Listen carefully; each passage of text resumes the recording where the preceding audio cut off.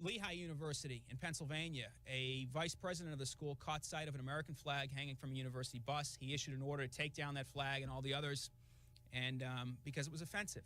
The American flag offensive. At Holy Cross College in Worcester, Mass., the chairman of the sociology department caught sight of an American flag outside of his office, and the receptionist in the department had put it up, and she was honoring one of her friends that died in one of the flights, Flight 93. This was Todd Beamer, and I'm sure a lot of you have heard of Todd Beamer. And the chairman of the department said, "It's greatly offensive to myself and to other members of the department. You need to take it down." And she refused, and so he went and ripped the flag down himself.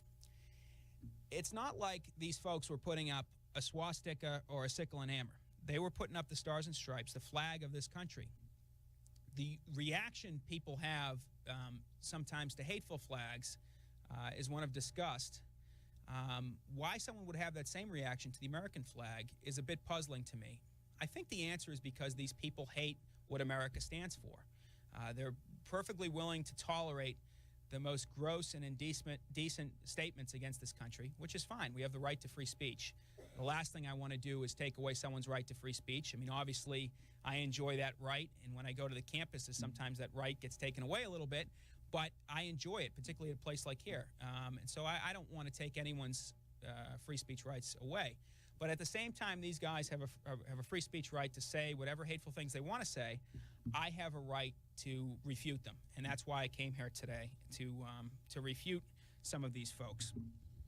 We also see in Hollywood a great deal of anti-Americanism. Certainly, you know, we see movies like Saving Private Ryan and We Were Soldiers, Black Hawk Down, that celebrate some of the virtues of the military in this country, but we also see a lot of movies, say like The Rock, or basically any Vietnam War era movie, besides ones made by like Chuck Norris or the recent one by Mel Gibson.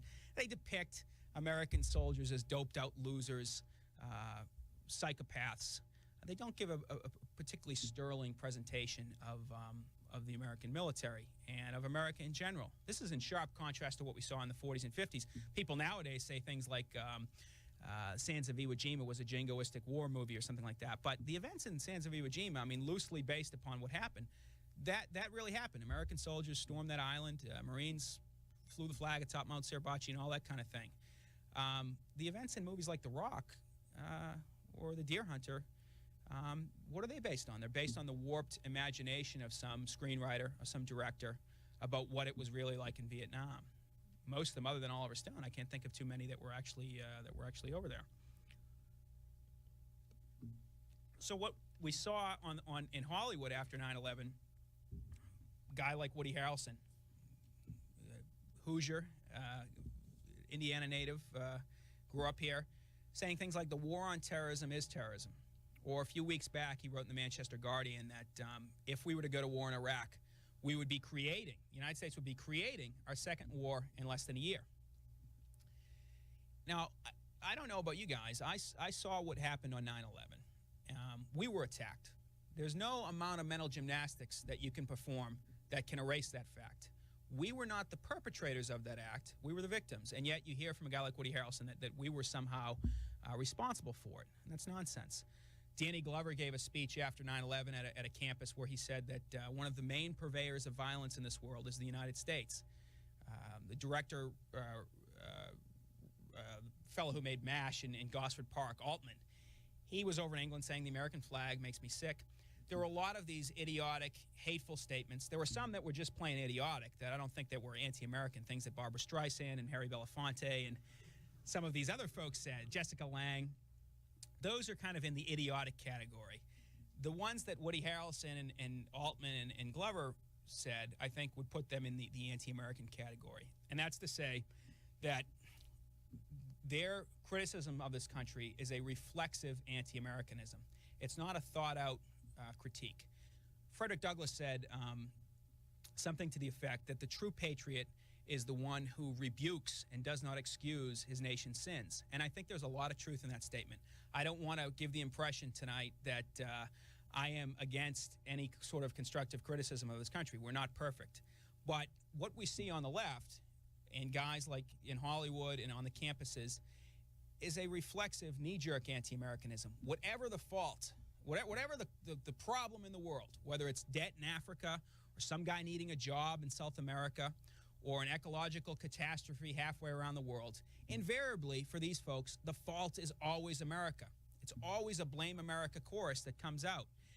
And nowhere, at no time have we seen the idiocy of such a way of viewing the world after 9/11, where basically these people still had their stock answers. It's America's fault, and yet it was plain as day that it wasn't America's fault, that we were attacked by a bunch of crazies from the Middle East. I mean, that was quite obvious.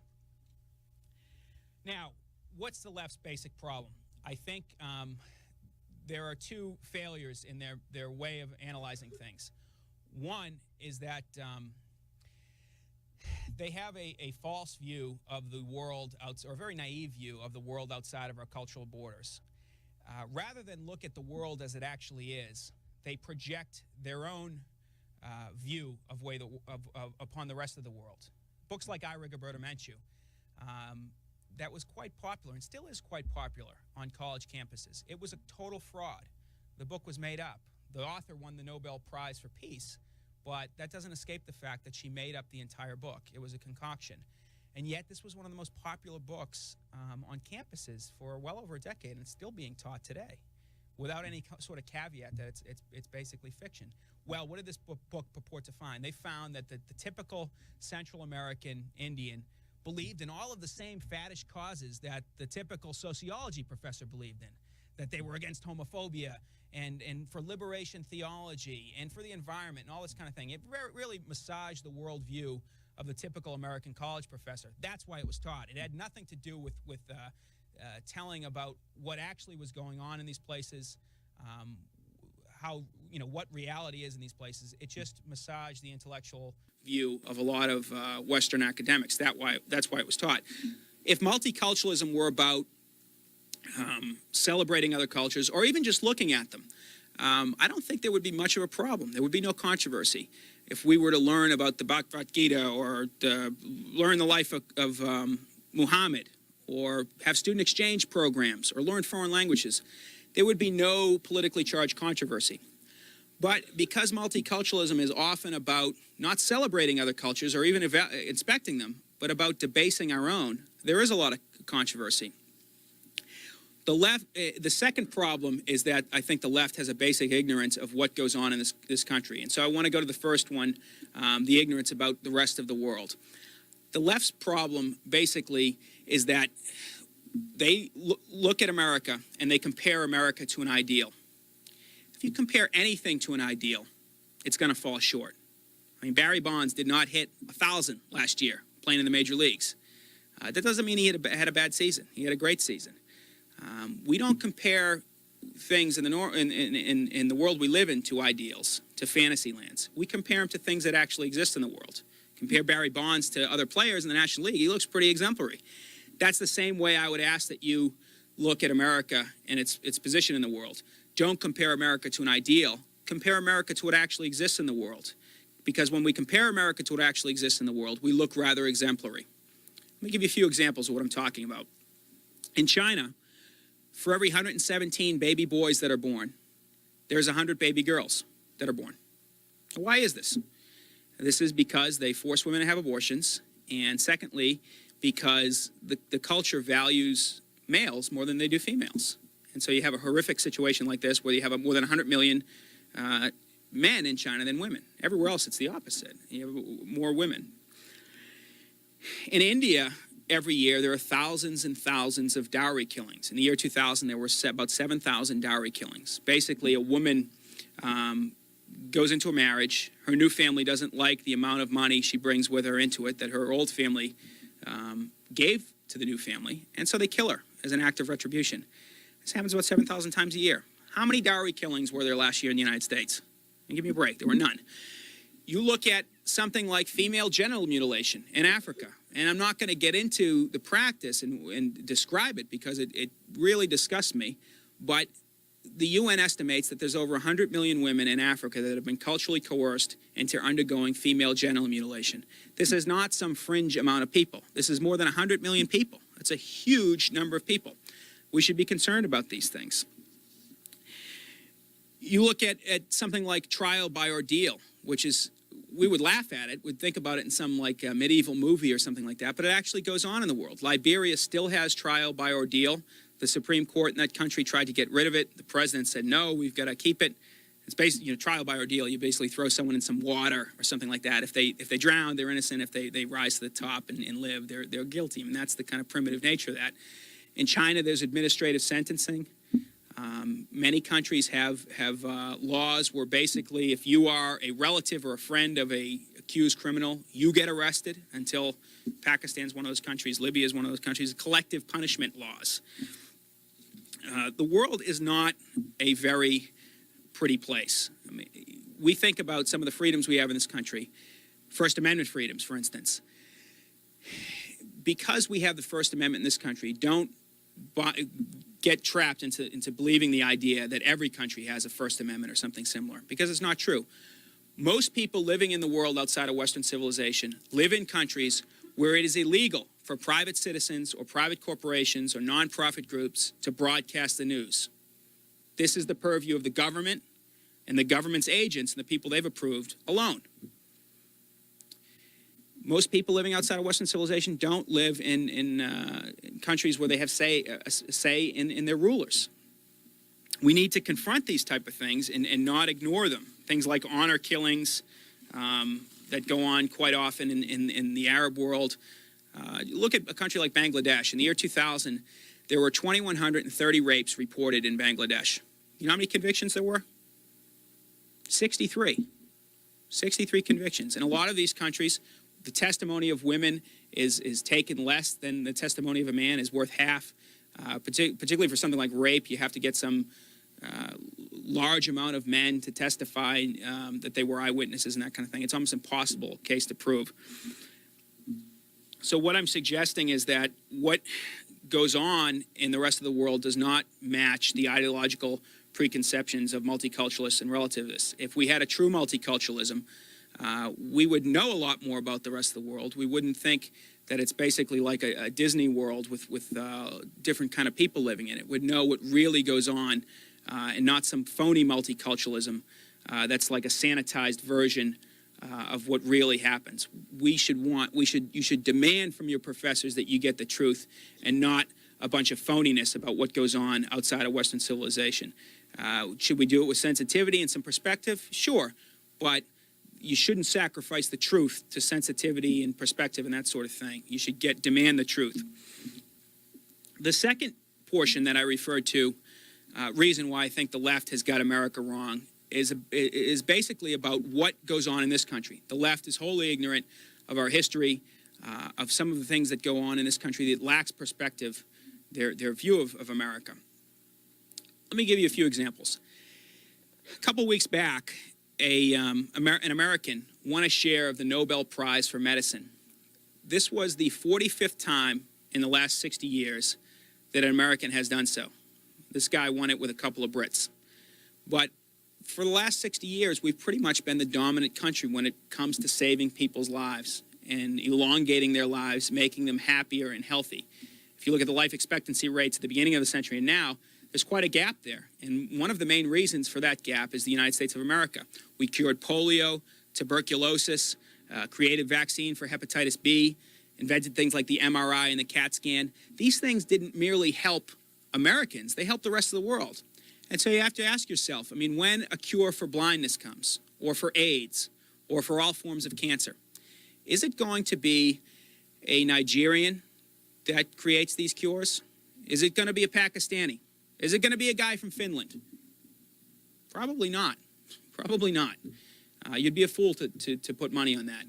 Will it be an American? Maybe.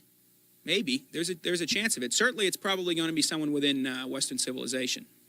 And that is something that's ignored by the left, is the contributions like that we've made to the rest of the world. You look at technology, things like the lights in this room, television, VCR, the airplane, the internet, the computer, the supercomputer, the space shuttle. You can go on and on. These are all things that were invented by Americans. So anytime our enemies, guys like Osama bin Laden, turn on the light, turn on the air conditioning, watch their exploits on TV or monitor what they're doing on the internet, they're giving a tacit endorsement to this culture. One of the mantras that you'll hear from the left is that America is a bigoted and xenophobic country. But if you look a few weeks back in the news, we had something like 250 Haitians cramming onto this ramshackle boat, risking their lives essentially, to leave a country run by men of the same race and come to a country run essentially by men of a different race and ethnicity. Why would you do this? If the number one problem confronting black folks is racism, why would you do this? You're leaving a racism-free zone and coming into one where racism obviously exists. Well, they did this for the same reason that tens of millions of other people have done this similar thing. They did it to come to a country that's free, that offers them economic opportunities and other opportunities that they can't get under the corrupt governments that they live under. America has always been the place where people wanting to do better in life have come. You look at between the years 1820 and 1930, 60% of the world's immigrants came to one country. There's over 140 countries in the world. They came to one country, United States of America. Now, these days, we take in more people than we did during those years. So when I hear people saying things like America's bigoted or xenophobic, you're really lost if you believe that. You are delusional. You're a fool. The idea that you'd lash out against the one country that takes in, a giant portion of the immigrants, that's kind of a misplaced anger, I would suggest. You look at the generosity of the United States of America, not just personal generosity, but obviously the generosity of our government with our money. Since World War II, we've given more than $500 billion, and this is not in inflation-adjusted numbers, to foreign governments and countries and causes. Obviously, if you adjust it for inflation, it's a lot. The numbers are a lot larger.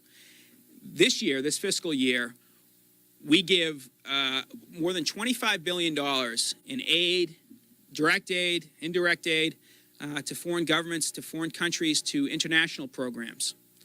That's about $25 billion more than other countries give us, if you haven't figured that out yet. The idea that we've somehow milked the rest of the world for our wealth is very silly. We give more money to foreign countries than any other country on earth. And that's a fact. You look at the budgets of the other countries and know that as a fact.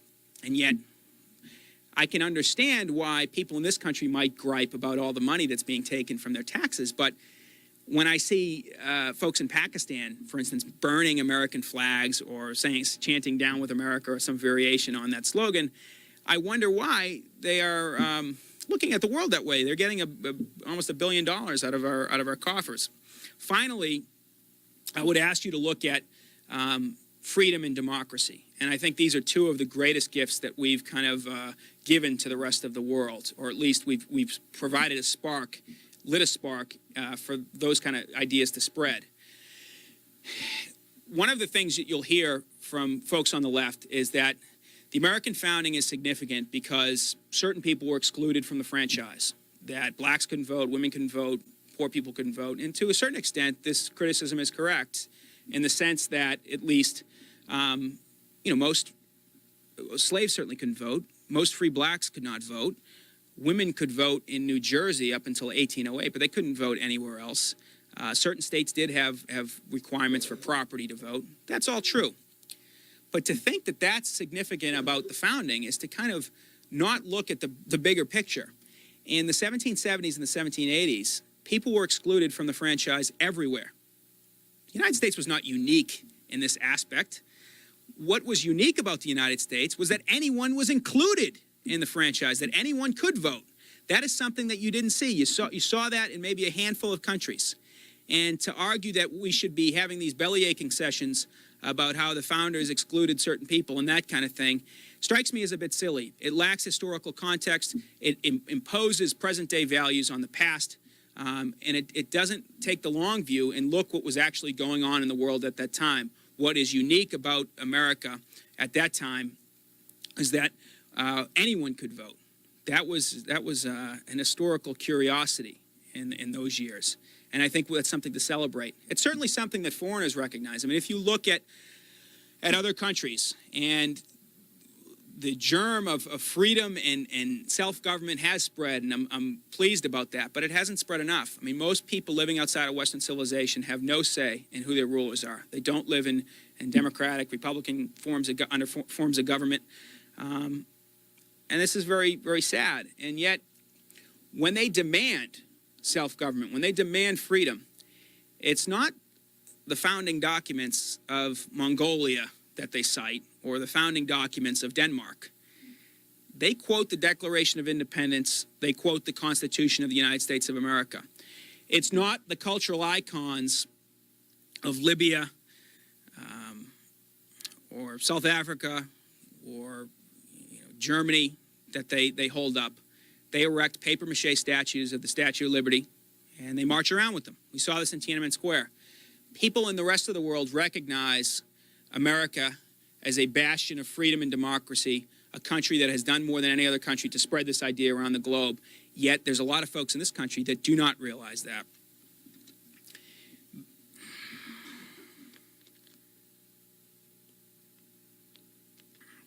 The title of the book is Why the Left Hates America, and obviously having a title like that begs the question, why does the left hate America?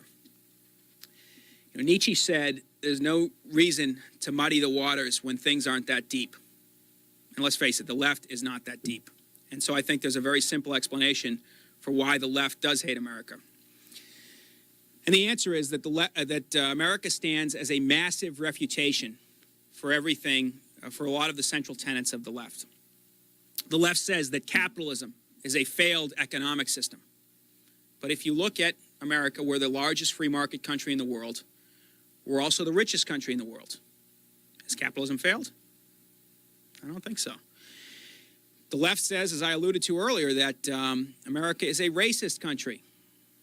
And yet, people of color, every decade by the tens of millions, people of every color, try to flock to this country's shores and find a better life here. And they've been doing this for hundreds of years. Are these people to be thought of as masochists? Why would they run into the arms of their supposed oppressors? The left says that Christianity is an intolerant religion. It's irrational.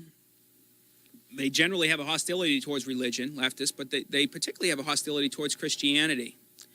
But yet you look at this country that's run primarily by men of the Christian faith. People of any religion, you can have the most far-out religion and you can practice it here. No one's going to hassle you. And if they are, those people are probably going to be looked down upon. That same tolerance is not reciprocated in nations run by men of other faiths. What I'm saying is that you try to practice Christianity in a place like China or Saudi Arabia or Burma or Cuba, and you'll find out pretty quickly that tolerance is not universal. Religious freedom is not universal. So what the left touts in theory, the American experience refutes in practice. And for people that are so passionately attached to theory, this is a very bitter pill to swallow. So rather than revise their inept theories, they lash out at the one country that proves these theories are quite foolish. And that country, of course, the United States of America. When the left looks at America, they're likely to see the slave master's whip, Hiroshima, Nagasaki, My Lai, Matthew Shepard dangling from a fence post, the homeless. That's what a lot of the leftists see when they look at America.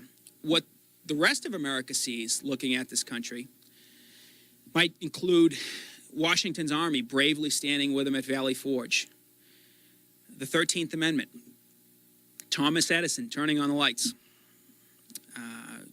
You look at something like Lindbergh touching down at La Bourget, or the American GIs storming the beaches of Normandy, or liberating Dachau.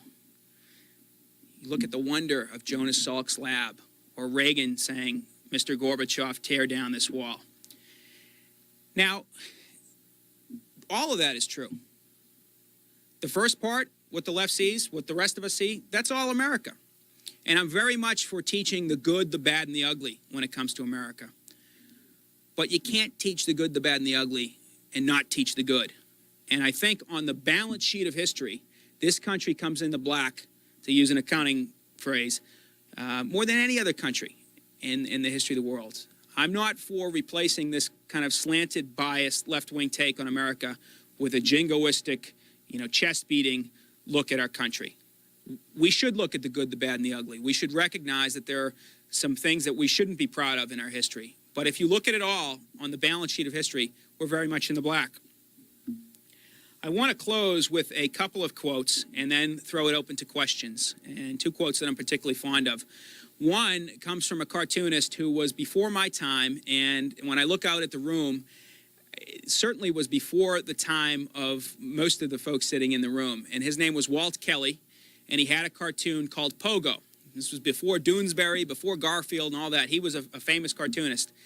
And he released a cartoon in Earth Day, during one of the first Earth Days in the 1970s, and he was talking about man's degradation of the environment. But you could basically apply what he had to say in his cartoon to a lot of different things.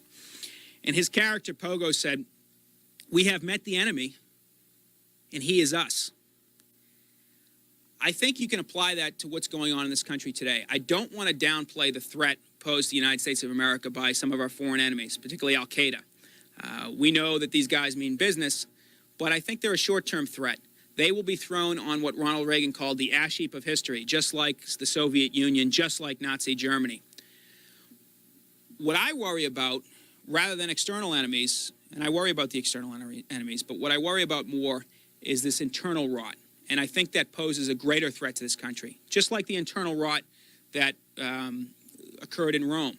That is the kind of problem we face in the long term. And I think we need to face it. How do we face it? We face it with guns or with bombs or things like that? No way. I think we face it the way that we're facing it here today, through debate and discussion and talking about, through education, through educating people about what this country is really like and not what the warped mind of some professor thinks this country is really like. Let's look at reality and not some fantasy land. Finally, there's a quote that I'm particularly fond of from a lady, Jeane Kirkpatrick, who obviously was in the Reagan administration and is someone that you might frequently see on the television. She said a number of years ago, and this is something that I hope you take to heart, and I'm going to close with this. She said that Americans need to face the truth about themselves, no matter how pleasant the truth is. Thank you very much. Look forward to your questions.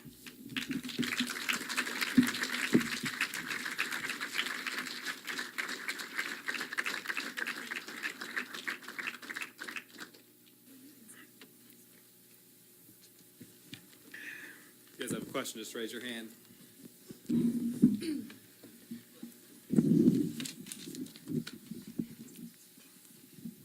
Yes, sir.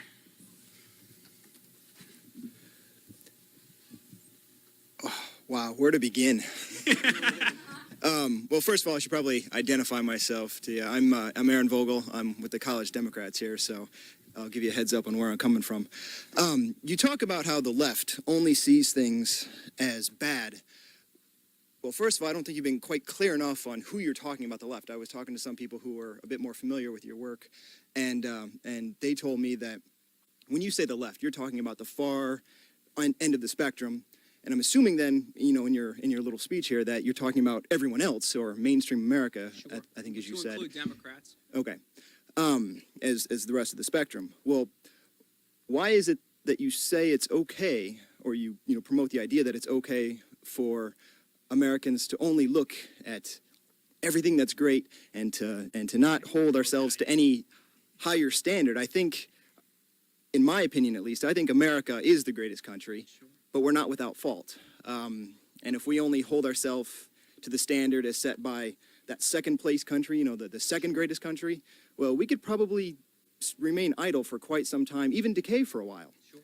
I think by not holding ourselves to a higher standard, we really throw a great amount of disrespect in the faces of those who've come before us and founded this great country. Sure. This is the way the left looks at things. I don't think they compare America to any country or to what they compare America to is a utopia, a fantasy land that they have in their head that matches the ideal country and civilization. I should note that that ideal country doesn't match the ideal country that most other Americans have. And so what they view, and to borrow an idea that I've heard over the years, basically they view what they're doing as progress. But if you were to talk to the termites eating your house. I'm sure if they could talk, they would tell you that what they're doing is progress too. I don't think that their ideal matches the kind of perfect country that the rest of us have. They look at America as America with a K, a place that is beyond reform, that is worth destroying and not reforming. And I think if you look at what liberals have to say and what conservatives have to say, Democrats, Republicans, whether you agree or disagree, I think what motivates their policy prescriptions is a love of country. They want to make this country better. I don't think folks on the left are acting in good faith. They're folks that really want to tear this country down. And so, and a note on ideals. It's fine to want to always strive to ideals, but we should recognize what they are. They're ideals. In America does fail to live up to its ideals quite frequently. You look at the Declaration of Independence, life, liberty, pursuit of happiness, that kind of thing, and that always doesn't work out that way. But those are our ideals. We fail to live up to our ideals because we have very lofty ideals in the first place. Let me ask you, how would a Saudi Arabian fail to live up to his nation's ideals? By letting a Christian read the Bible? By letting a woman take off her mask? That's how someone in that country would fail to live up to his nation's ideals, because his nation's ideals are not just different ideals, they're worse ideals than the ideals we've got in this country.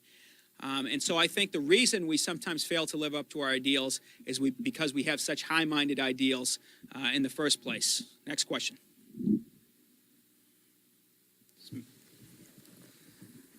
Hi, I'll follow Aaron's cue and identify myself. My name is Gail Kiles, and I'm also a senior. I'm not really identified with either party, so I'm kind of coming just from a neutral perspective, and I wasn't even planning on commenting. But you made the point when you were speaking that that America the nation, is a very rich country. And I was wondering if, taking into some statistics that I've actually read over the last 5 hours, actually, if you'd be willing to concede anything on that point, if I were to tell you that 60% of Americans make less than $10 an hour, and actually less than $8 an hour, which although does clear the official poverty line, does not clear a subsistence of living wage. And just so you think I'm not just pulling this out of the air, I definitely got it from I think you are. I got it from Barbara Ehrenreitz. Who's a crackpot. Who's a left-wing crackpot. Pardon me. If you would have enough respect to let me finish, thank you. Barbara Ehrenreit's study called Nickel and Dime, and she definitely pulled this from governmental information. And so I would definitely wonder if you still think America as a nation is rich, or if there is a certain top percentage of America that is rich, while the vast majority of it is not. Yeah, the vast majority of us are living like in tenement housing or something like that. Look, the bottom line on that is that we do have a $9 trillion economy. We don't have equality in this country, and I wouldn't want complete equality. We have equality of opportunity.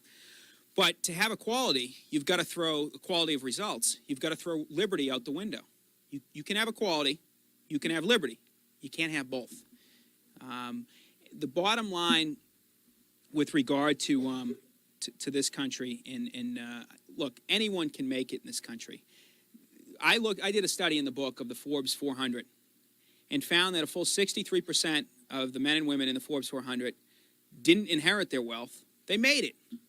This is to say that certainly you have a leg up if you come from some rich family. I don't contest that at all. And the folks that inherited money from Johnson & Johnson and Walmart, and even the guy who runs the magazine conducting that survey, Steve Forbes, obviously, inherited their money.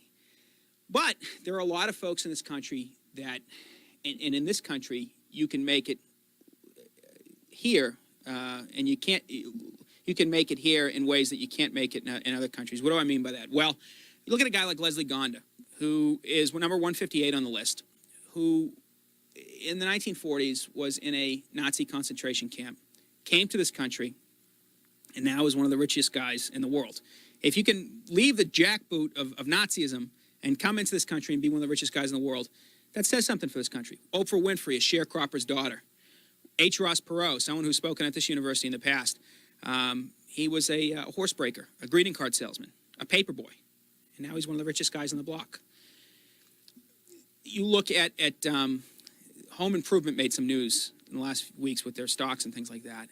The two guys who founded Home Improvement, they were regular workers at a place called the Handy Dan Home Improvement Store. I've never heard of Handy Dan before I looked at this. And they got fired. These were guys that grew up in tenement housing in New York, and they got fired from Handy Dan, and they got mad. And they said, we can do this better than these turkeys. And so they made their own store, Home Improvement. And now they're two of the richest guys around. My point in saying this is that this country offers opportunities that no other country offers. It's not a static environment.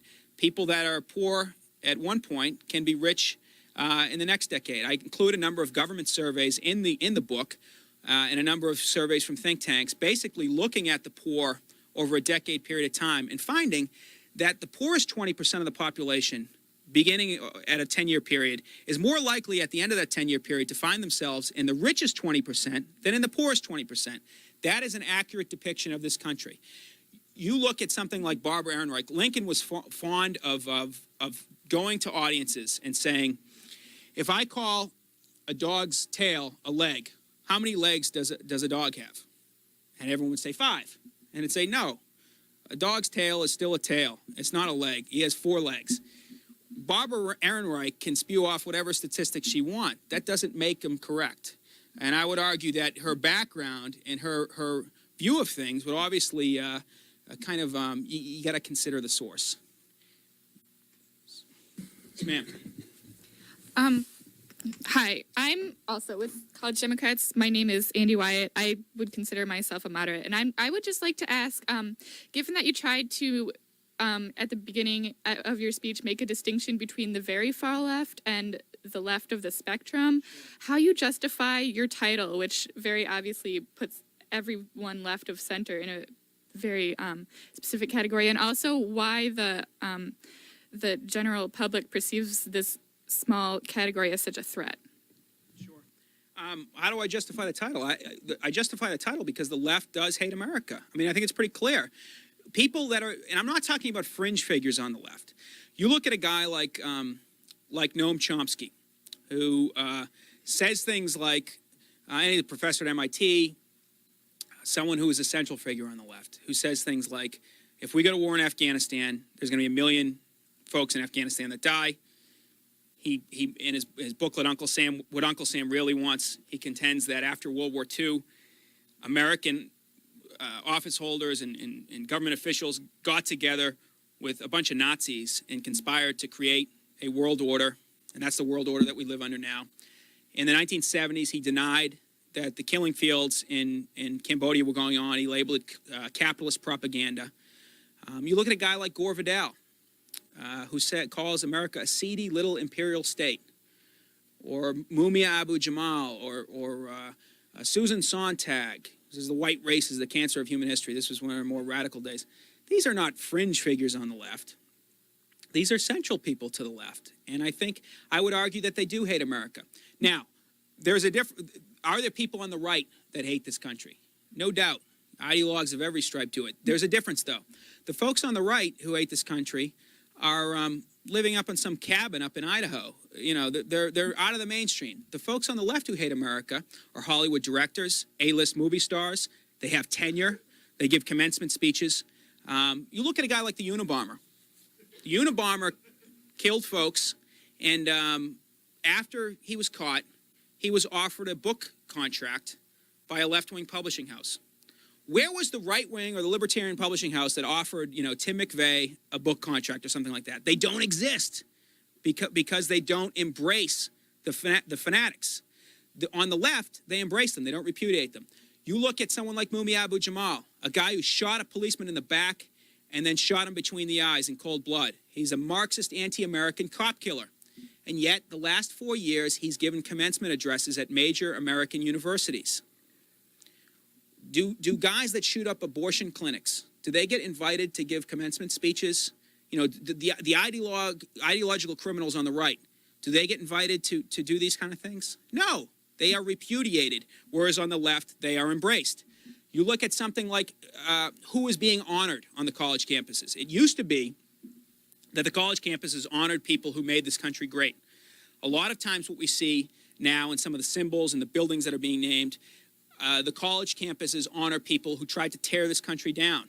What am I talking about? Well, at Bard College in New York, they have an Alger Hiss professor of social studies. Alger Hiss was a Soviet spy. There's no debate about this now. He was a turncoat on his country, and yet they have an endowed chair named in his honor.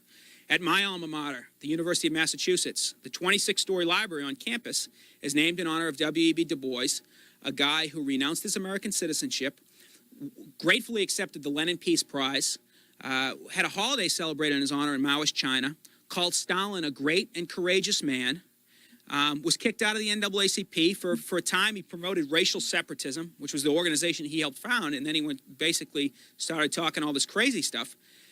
This is a guy who renounced his citizenship. I'm sure he's rolling in his grave that he's being honored in this country.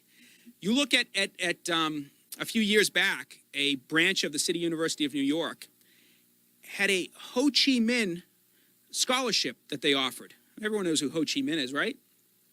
They had a Ho Chi Minh scholarship that I guess, was $500 were given to students who applied for the scholarship and could maintain, appropriately enough, a C average. These are the kind of folks that are being honored. There's no equivalent to that on the right, where the right is going out saying, hey, let's find some ex-Nazis to honor or anything like that. That doesn't happen. So what I'm suggesting is that if you hate this country and you're on the right, you're repudiated by conservatives and by everyone else. If you hate this country on the left, you might find yourself getting tenure at some American college. Yes, sir. Thanks. Melissa's had her hand up longer than I have, so I think she really needs to go next. I'll be brief and concise, and hopefully you can be too, so that more people get to ask questions.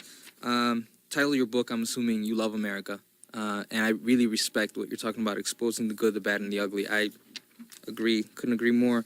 I just have a quick question. As far as loving America, obviously, freedom and democracy you're talking about, and I think you're right. And one of the elements of democracy I think is really admirable is accountability. The ability to some extent, hold our supposed leaders accountable.